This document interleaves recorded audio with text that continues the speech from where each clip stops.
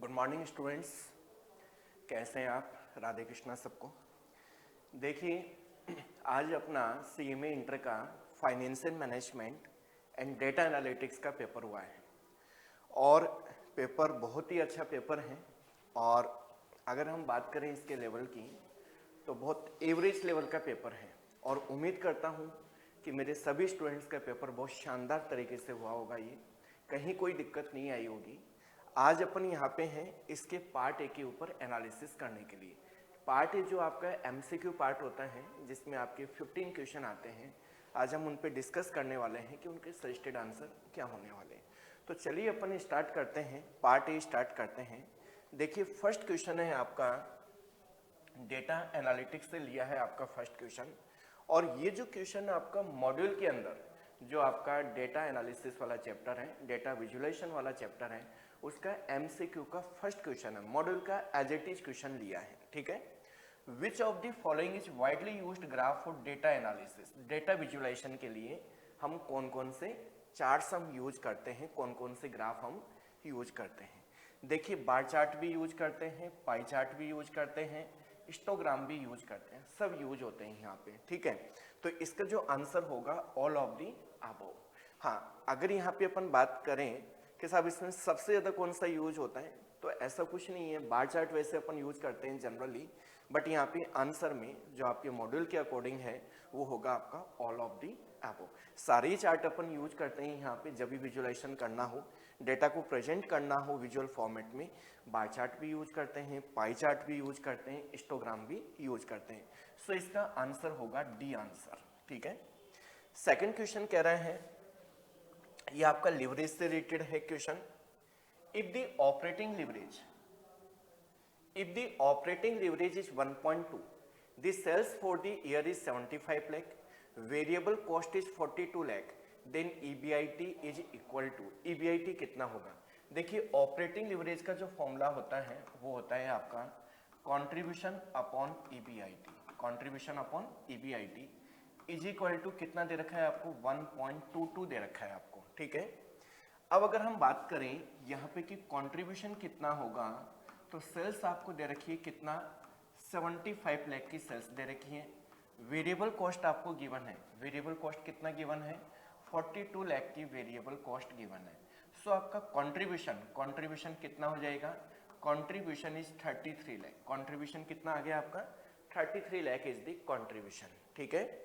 तो अगर हम ऑपरेटिंग लिवरेज के फॉर्मूले में पुटअप करें, बोले operating leverage 1.22 is equal to contribution कितना आपका? 33 lakh divide by EBIT। So EBIT will be, EBIT 1.2 EBIT cross multiply करेंगे हम, तो EBIT विल बी कितना हो जाएगा? 33 लाख डिवाइड बाई 1.22। अगर हम 30 लाख को 1.22 से डिवाइड करते हैं तो हमारे पास जो आंसर आ रहा है 33 lakh divide by 1.22 is equal to, ये आ रहा है हमारे पास 27 लाख। देखिए, पूरा राउंडेड ऑफ नहीं आ रहा है 27 लाख। अगर हम 1.22 आगे पूरा लेते हैं हम 1.2222 एग्री यहाँ पे, तो हमारे पास आंसर आएगा एग्जैक्ट कितना? 27 लाख। सो हमारा आंसर क्या होगा? EBIT कितना होगा? EBIT will be 27 lakh. So right answer is B. Clear है? यहाँ पे जब आप इसको डिवाइड करेंगे ना 1.22 से, तो आपके पास 27 लाख समथिंग और आ रहा है, लेकिन जब आप 1.22 पूरा पुटअप करेंगे तो यहाँ पे कितना आ जाएगा? 27 लाख आ जाएगा। So right answer will be B. Next question बिल्कुल मॉड्यूल का एज इट इज क्वेश्चन है लिवरेज वाले चैप्टर से, कि operating leverage arises because of. Operating leverage किसकी वजह से अराइज होता है? यस, हम सभी जानते हैं किसकी वजह से अराइज होता है? फिक्स ऑपरेटिंग कॉस्ट की वजह से अराइज होता है। ठीक है। यहाँ पे so fixed cost of production, fixed interest charge no, variable cost no, step cost no. तो ये तीनों आंसर हमारे गलत हैं और राइट आंसर होगा हमारा थर्ड का ए आंसर होगा। Right answer is A. ठीक है। Right answer will be A. चलिए आगे हम बात करें, थ्योरेटिकल क्वेश्चन था ये। Supplier and creditors, supplier and creditors of a firm are primarily interested. देखिए, जो सप्लायर या क्रेडिटर्स हैं, क्रेडिटर्स क्या चाहते हैं कि उनको टाइमली पेमेंट हो जाए, शॉर्ट टर्म में उनका पेमेंट जब भी मैच्योरिटी आए, ड्यू डेट आए, उनको पेमेंट मिल जाए। सो जो हमारे शॉर्ट टर्म फंड प्रोवाइडर्स हैं, क्रेडिटर्स मान लीजिए चाहे सप्लायर मान लीजिए, वो फॉर्म में किस में इंटरेस्ट रखते हैं? क्या प्रॉफिटेबिलिटी में इंटरेस्ट रखते हैं? नो। क्या लिक्विडिटी में? यस, लिक्विडिटी पोजीशन, लिक्विडिटी में इंटरेस्ट होता है कि किसी भी फॉर्म की लिक्विडिटी पोजीशन क्या है।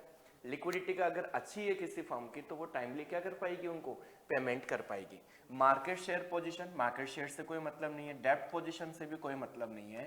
So right answer will be liquidity position और आंसर होगा इसका बी। ठीक है, यहाँ पे बिल्कुल क्लियर। नेक्स्ट क्वेश्चन देखें, question number 5।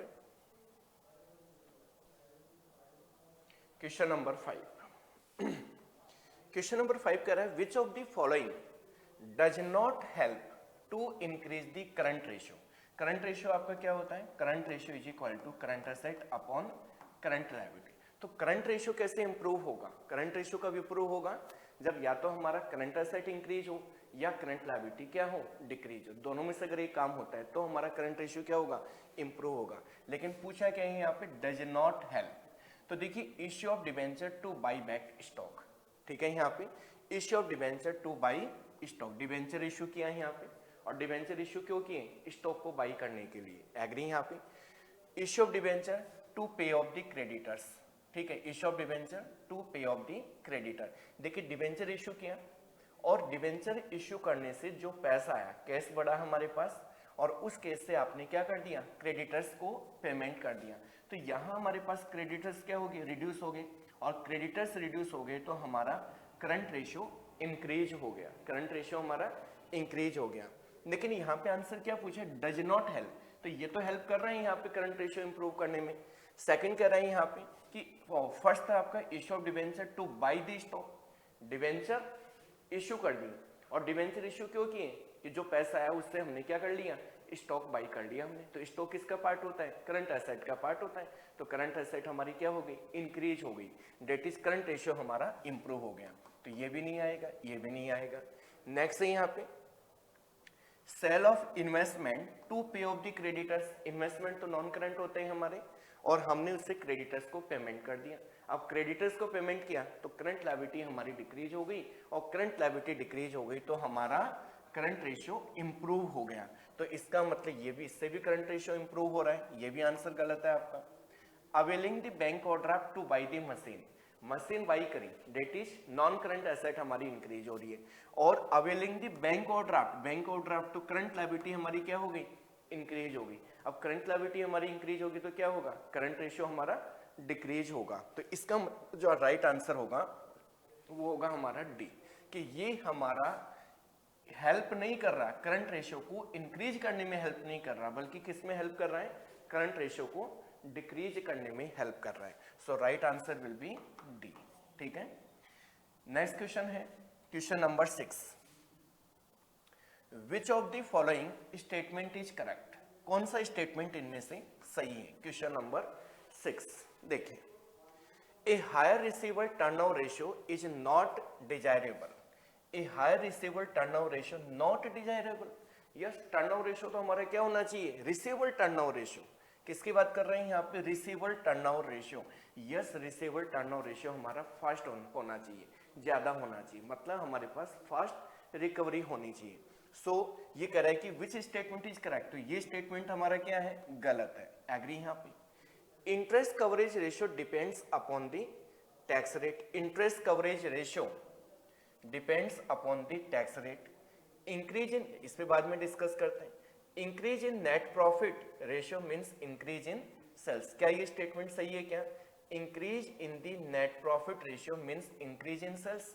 Net profit ratio, तो भाई देखिए नेट प्रॉफिट रेशियो क्या होगा हमारा, net profit ratio means increase, sales से हमारा क्या नेट प्रॉफिट इंक्रीज होगा, increase in net profit ratio means increase in sales. देखो सेल्स इंक्रीज होती हैं, सेल्स बढ़ती है तो प्रॉफिट हमारा बढ़ते हैं, लेकिन ये कह रहा है कि increase in net profit ratio, अगर हमारा नेट प्रॉफिट रेशियो इंक्रीज हो रहा है तो क्या ये जरूरी है कि सेल्स हमारी इंक्रीज हो, ऐसा तो जरूरी नहीं है। हो सकता है कि हमारे एक्सपेंसेज रिड्यूस हो गए हो, इनडायरेक्ट एक्सपेंसेज हमारे रिड्यूस हो गए हो, इस कारण से हमारा नेट प्रॉफिट रेशियो इंक्रीज हो गया हो। ठीक है, तो ये स्टेटमेंट भी हमारा गलत है।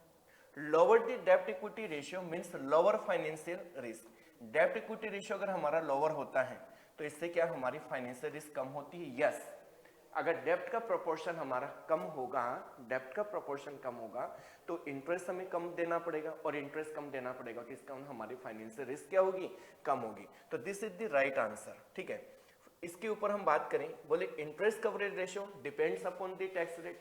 क्या interest coverage ratio tax rate के ऊपर डिपेंड करता है? नो। इंटरेस्ट कवरेज रेशियो क्या होता है हमारा? इंटरेस्ट कवरेज रेशियो होता है बोले EBIT divide by interest charge.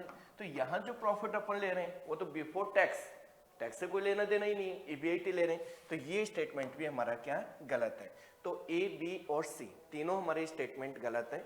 So right answer will be D. Right answer क्या होगा हमारा? डी। क्लियर है यहाँ पे? क्वेश्चन नंबर 7 की बात करें अपन। Question number 7,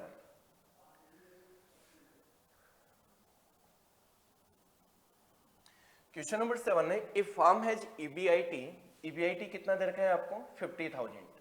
market value of डेप्ट, डेप्ट की वैल्यू दे रखा है 80,000 and overall capitalization rate is 20%। Market value of the firm, value of firm पूछा है अंडर द NOI अप्रोच। तो बेटा NOI अप्रोच में हम क्या करते हैं, सबसे पहले V कैलकुलेट करते हैं, और V इज इक्वल टू क्या होता है हमारा? EBIT divide by KO। तो EBIT हमारा कितना है? 50,000। KO कितना है हमारा? 20%। तो 50,000 को 20% से डिवाइड करेंगे तो value of firm is equal to कितना होगा? 2,50,000। ठीक है, डेप्ट को माइनस नहीं करना है। अगर हम डेप्ट को माइनस कर देते हैं तो क्या आ जाएगा हमारे पास? वैल्यू ऑफ इक्विटी आ जाएगा। सो आपसे यहाँ पे क्या पूछा है? Market value of the firm पूछा है यहाँ पे। तो मार्केट वैल्यू ऑफ फर्म कितना होगा? 2,50,000। Right answer is A. Clear यहाँ पे? नेक्स्ट क्वेश्चन देखिए। नेक्स्ट क्वेश्चन थ्योरेटिकल क्वेश्चन है, चैप्टर नंबर 2 से लिया है ये। Which one of the following is not a feature of certificate of deposits? कौन सा फीचर नहीं है सर्टिफिकेट ऑफ डिपॉजिट्स का? फर्स्ट कह रहे हैं कि minimum lock in period for certificate of deposit 30 days. No, देखिए जो इसका मिनिमम पीरियड होता है वो 7 डेज से लेकर के कितना होता है? 1 ईयर तक का होता है। 7 डेज से कितना होता है?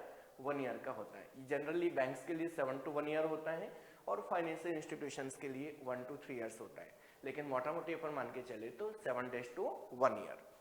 Minimum issue size of CDs are 1 lakh. Yes, ये हमारा स्टेटमेंट सही है। CDs are transferable by the endorsement and delivery, ये स्टेटमेंट भी हमारा सही है। और CDs attract the stamp duty as applicable to the negotiable instrument. So B, C और D हमारा स्टेटमेंट सही है। So wrong statement, not a feature, wrong statement कौन सा है हमारा? कि lock in period, minimum lock in period 30 days होता है ना, मिनिमम लॉक इन पीरियड कितना हो गया अपना? 7 डेज का हो गया, 7 days to 1 year. So right answer will be A. Right answer will be A. A इसका आंसर होगा। ये स्टेटमेंट हमारे गलत है, ये स्टेटमेंट हमारे गलत है। ठीक है, नेक्स्ट क्वेश्चन देखिए, क्वेश्चन नंबर 9।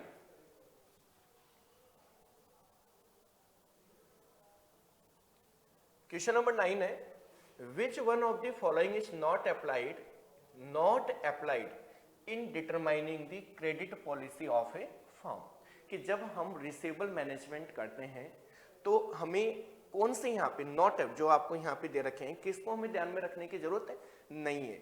बोले क्रेडिट पीरियड और duration of the credit. Yes, credit period को हम कंसिडर करते हैं। जब भी एक फर्म अपनी क्रेडिट पॉलिसी को डिसाइड करती है तो ऑब्वियसली ध्यान में रखेगी कि कस्टमर को कितने दिन का क्रेडिट देना चाहिए, 30 डेज का, 40 डेज का या 10 डेज का। सो इसको तो कंसिडर करती है। यहाँ पे पूछ रहा है not applied. Level of credit sales to optimise the profit, कि हमें कितने की क्रेडिट सेल करनी चाहिए। यस, इसको भी हम ध्यान में रखेंगे। कलेक्शन पॉलिसी, कलेक्शन पॉलिसी का मतलब है कि जब हम डेटर से कलेक्शन करेंगे तो अर्ली पेमेंट के लिए कितना हमें डिस्काउंट वगैरह ऑफर करना चाहिए, इसको भी ध्यान में रखेंगे। और cost of goods sold, cost of goods sold से हमारे रिसीवेबल मैनेजमेंट से कोई रिलेशन नहीं, ये तो प्रोडक्शन से रिलेटेड है, यहाँ पे क्रेडिट पॉलिसी से रिलेटेड नहीं है। So right answer will be D. D हमारा इसका आंसर होगा। ठीक है, यहाँ पे नेक्स्ट क्वेश्चन देखें, question number 10।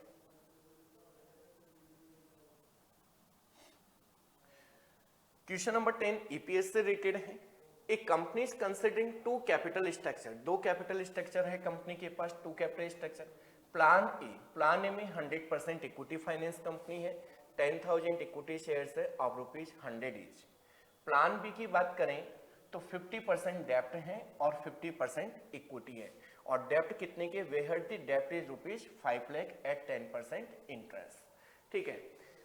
And there are 5000 shares outstanding of rupees 100। देखिए दो प्लान है, जो हमारा प्लान ए है, प्लान ए के अंदर 100% इक्विटी है, और जो हमारे पास प्लान बी है, प्लान बी के अंदर 50% इक्विटी है और 50% डेप्ट है, ठीक है।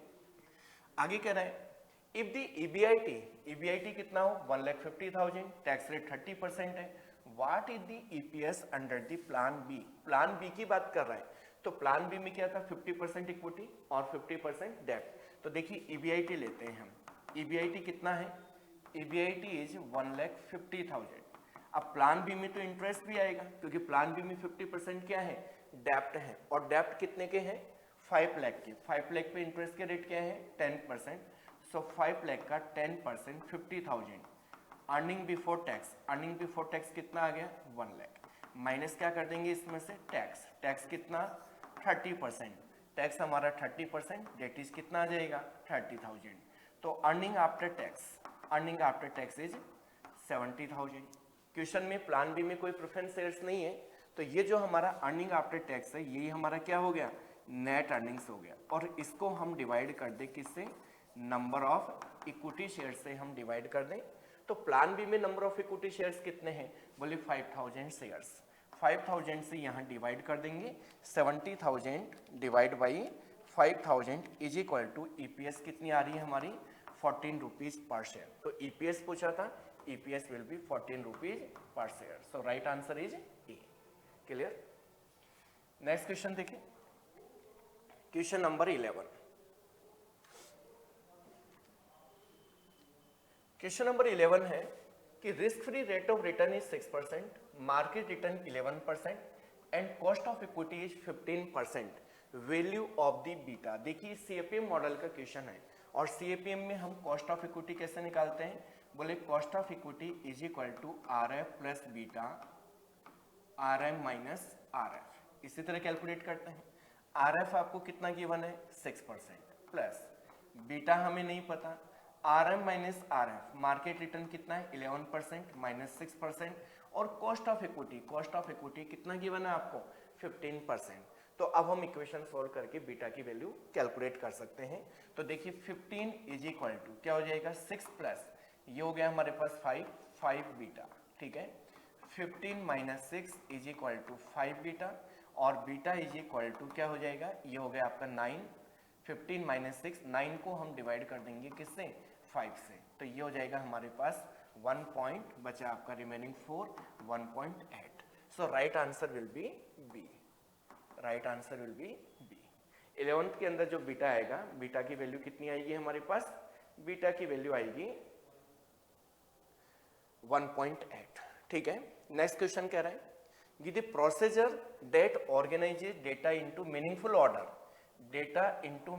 Order to make it simpler to comprehend, analyse and visualise. Data analytics का क्वेश्चन है यहाँ पे, क्या बोलते हैं हम इसको, data validation, data sorting, data aggregation and data analysis. इन सब की मीनिंग मैंने आपको क्लास में बहुत अच्छे से डिस्कस किया था। देखिए डेटा वैलिडेशन का मतलब होता है एक्यूरेसी चेक करना। क्या चेक करना, एक्यूरेसी चेक करना, ठीक है, कि हमारा डेटा वैलिड है या नहीं है, किसी तरह का कोई एरर है या नहीं है, that is called data validation, ठीक है।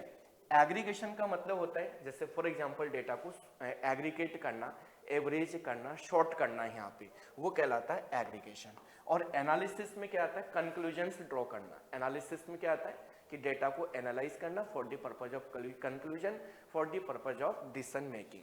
और ये जो बात कर रहे हैं यहाँ पे simpler to comprehend, analyse and visualise, that is called the data sorting. तो right answer will be B. क्या होगा इसका आंसर, बी होगा, ठीक है। नेक्स्ट क्वेश्चन देखें,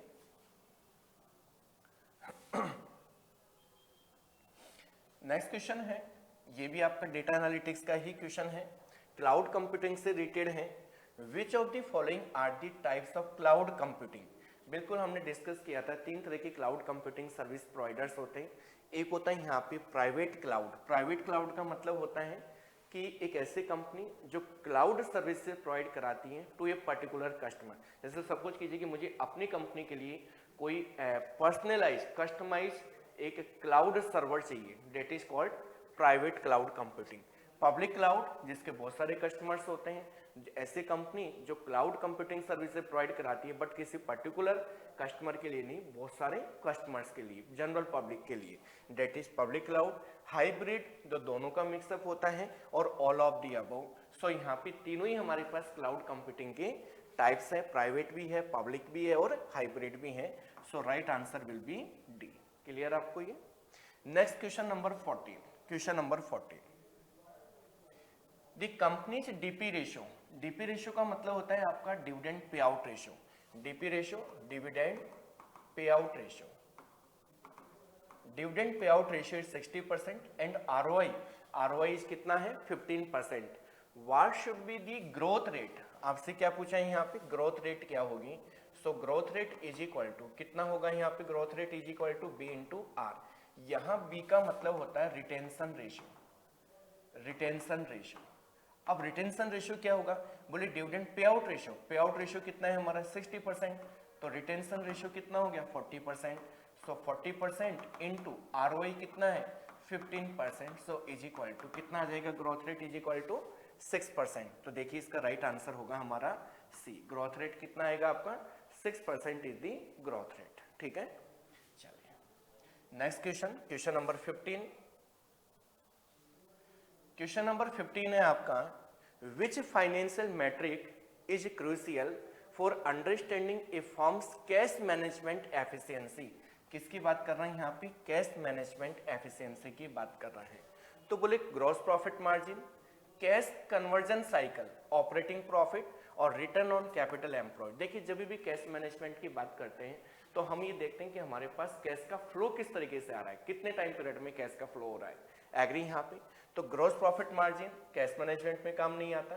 cash conversion cycle, cash conversion cycle जितना हमारा फास्ट होगा, कैश टू कैश में कन्वर्जन होने में जितना कम टाइम लगेगा उतनी हमारी कैश एफिशिएंसी बढ़ेगी। So right answer will be B. तो देखिए ये बहुत ही सिंपल क्वेश्चंस थे, कोई ज़्यादा कॉम्प्लिकेटेड क्वेश्चंस नहीं थे, और उम्मीद करता हूँ बहुत सारे स्टूडेंट से मेरी बात हुई, सबकी कमेंट यही थे कि हमारे सारे क्वेश्चन सही हुए हैं, 14-15 क्वेश्चन सही हुए हैं। तो ऑल द बेस्ट स्टूडेंट्स। ठीक है, चलिए।